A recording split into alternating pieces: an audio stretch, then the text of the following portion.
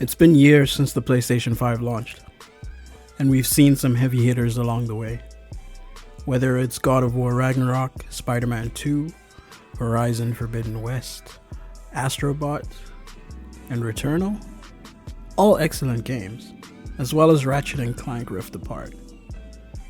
But I think even after all this time, there's one title that still sits at the top of PlayStation 5's throne. A game that pushed boundaries, redefined expectations, and has delivered an unforgettable experience. That game for me is Returnal. And today, I'm doing a little small deep dive into why it's still the best game on PlayStation 5. Now, when Returnal dropped in April 2021, it wasn't just a game, it was a statement. Housemarque, a studio previously known for arcade-style indie hits like Resogun, took a massive leap forward. Returnal wasn't just their biggest project to date, it was a defining showcase of what the PlayStation 5 could truly do. Let's start with the hardware. Returnal made full use of the PS5's SSD for seamless loading. Die in the middle of a chaotic boss fight? You're back in action under 5 seconds. No load screens, no fluff. It maintained that delicate immersion that so many other games compromise with transitions or breaks. And then there's the DualSense controller. The haptic feedback and adaptive triggers weren't just gimmicks, they were gameplay. You could feel the difference in weapon fire, rain cascading off Selene's suit, or the tremble of nearby threats. It made Atropos feel tactile and truly feel alive. And again, just on another side note, I think the only other game on the PlayStation 5 that's actually made the most use of the DualSense, I would say is Astrobot, but I digress. While other early PS5 titles played it safe, or leaned heavily on the cross-gen development, Returnal felt like a game that could only exist on the PlayStation 5. Roguelikes have become increasingly popular in the last decade, whether it's Hades, Dead Cells, The Binding of Isaac, but Returnal took the genre into AAA territory and elevated it to new heights. You play as Selene, a space pilot trapped in a time loop on the alien planet Atropos. Every death sends her back to the crash site, with a shifting world ahead. The biomes rearrange, the enemies vary, and the loot, oh the loot, is just unpredictable enough to keep things fresh without feeling unfair. What Returnal nails for me is balance. It's punishing, but it's also fair. Each death is a lesson, a recalibration of your approach. You learn, you adapt, you improve. It's Dark Souls by way of Metroid Prime. And unlike many other roguelikes that rely on pixel art or 2D perspective, Returnal is a third-person bullet hell experience. It's a unique hybrid. You're constantly dancing through enemy projectiles, dashing, switching weapons on the fly, and praying you find a healing item before the next room.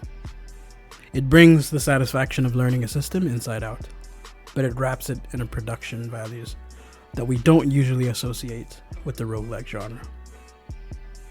Atropos is hauntingly beautiful. From the decaying ruins of the first biome to the red sands of the Crimson Wastes, Returnal crafts an alien world that is mesmerizing, but also terrifying. The sound design is phenomenal. Distant screams echo through the caverns. Unknown life forms chirp and groan. The soundtrack is otherworldly. It's a fusion of ambience and dread. It's not music in the traditional sense. It's an oppressive atmosphere, pressing in on you. And then there's the horror. Returnal doesn't just borrow aesthetics from sci-fi horror, it leans into them. The game incorporates psychological horror elements, visions, memory fragments, cryptic logs, and the infamous house sequences. Every time you enter that house, the game shifts from third-person action to first-person exploration. It's jarring, but it's purposely done so. The house sequences are dripping with symbolism. They're not just jump scares, they're character development, metaphors for Selene's trauma, for the unknown truth behind her looping nightmare. Returnal isn't interested in giving you all the answers. It's a world designed to be unsettling, enigmatic, and unforgettable. Now, let's talk about Selene as a character. In a medium often dominated by male protagonists, especially in action-heavy games, Selene is a refreshing and powerful presence. She's not a chosen one, not a superhero, not an archetype. She's just a scientist, a pilot, someone logical, grounded, and painfully human. Voiced by Jane Perry, Selene brings emotional depth to a character who could have easily been a blank slate. Through her logs, her increasingly frantic messages to herself, and her interactions with the house, we see a layered, complex person wrestling with grief, guilt, and a fractured sense of identity. She's not just surviving Atropos, she's trying to decode it, to piece together why she's here, why she's always here, and what the looping reality says about her own mind. She's a character with agency, intellect, and vulnerability, something rare and sorely needed in high-octane games like this.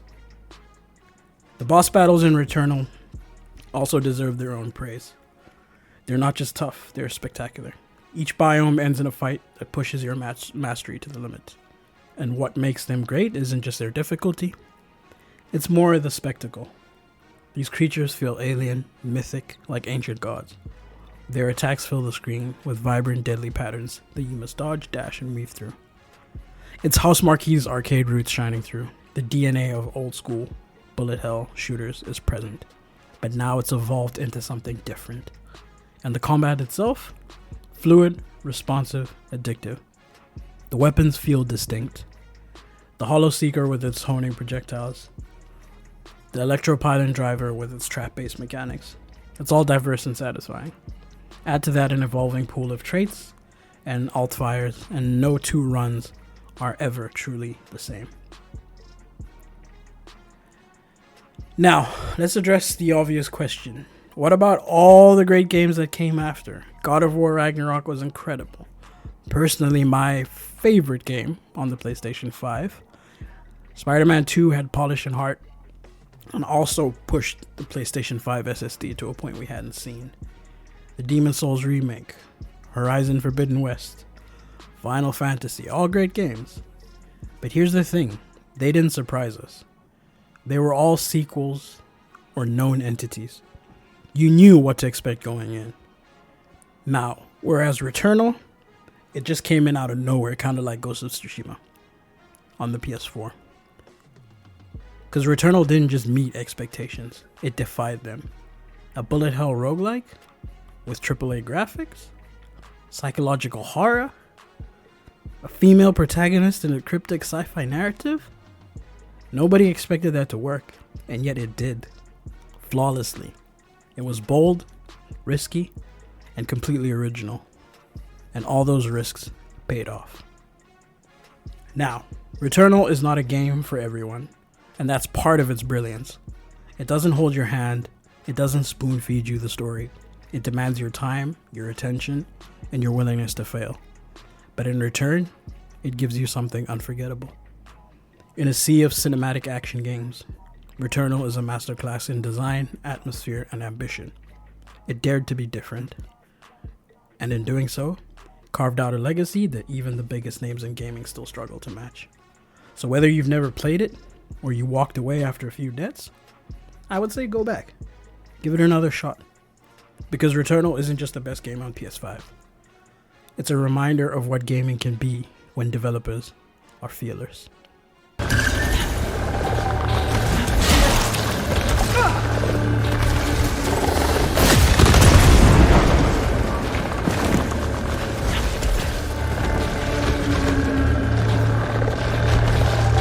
Screw it!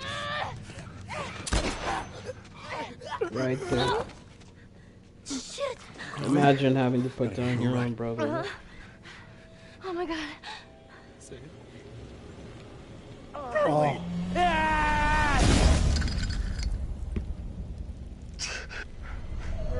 Died last time. Come on, let's go. Woo.